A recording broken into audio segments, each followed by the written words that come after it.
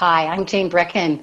I'm currently launching a life coach business in my hometown of Brainerd, Minnesota, and hosting a business workshop in Brainerd on 8/10 and 8/11.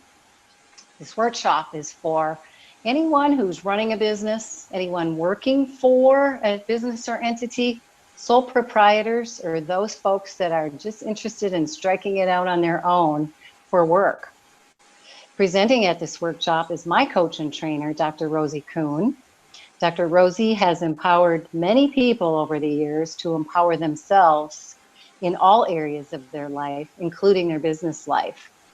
Rosie is joining me today, and we're going to talk a little bit more about the content of this business workshop called Who's Running My Business? Welcome, Rosie. Thanks, Jane. It's nice to be here with you. Just so excited to have you come and present at this workshop, because I know from my own experience what I've received just around starting my own business. So can we just start out by talking a little bit about the title, Who's Running My Business? Sure. Where did you come up with that? Well, quite often, people make choices and decisions on how to run a business that sometimes is not in alignment with actually contributing to the well-being of their business. We make decisions sometimes from, quite often, like almost all the time, we make decisions from an emotional place, and sometimes that's useful and valuable, and sometimes it's not.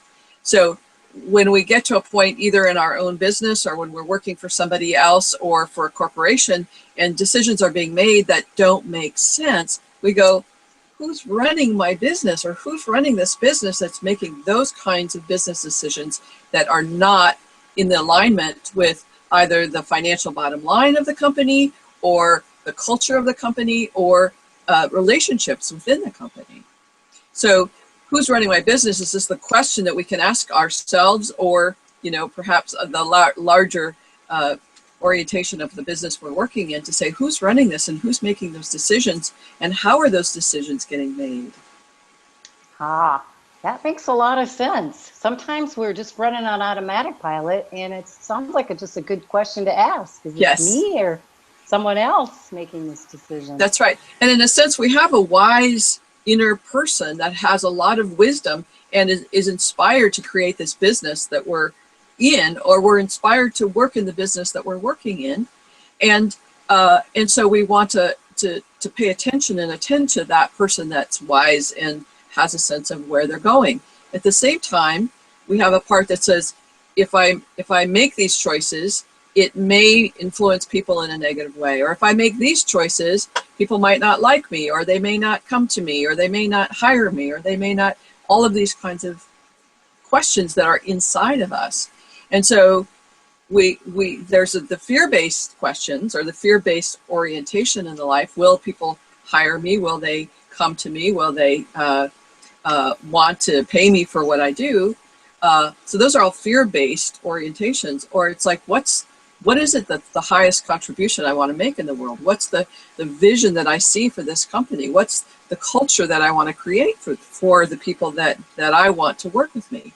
So lots of questions, and constantly people are answering those questions and making choices and decisions that sometimes support their business getting stronger and better and healthier, or support it, in a sense, support killing their business and letting it die.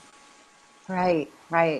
And so the question is pretty important. And do you find, Rosie, that most of us, whether it's our work lives or making a decision about whether to stay or go in our work life, we don't come to that because we're not asking the right questions? Is it about the specific questions, or do we stay away from certain questions? I'm curious.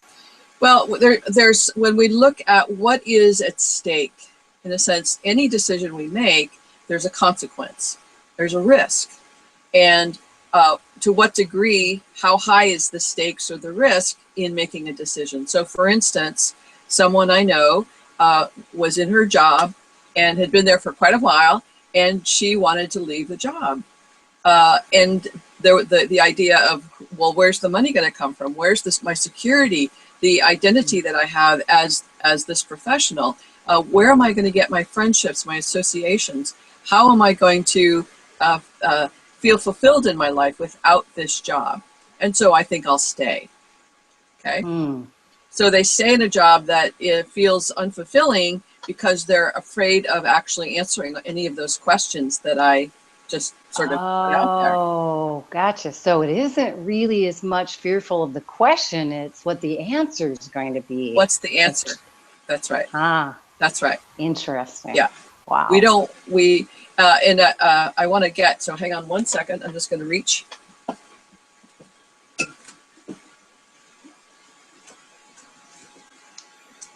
I wrote this book. I don't know if you can see it. It's backwards for me, called Dilemmas of Being in Business.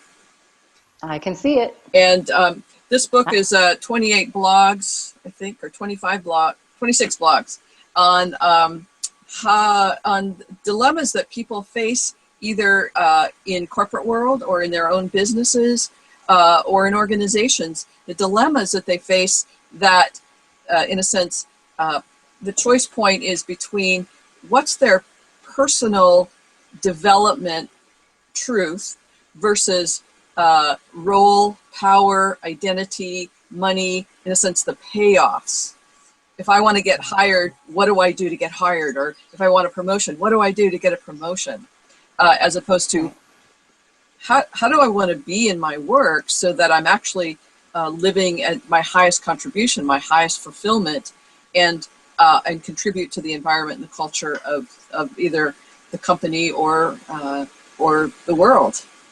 So those are huge questions, but we're asking those all the time. And like you said, we're kind of afraid of the answers. What if that's the answer, now what? Right.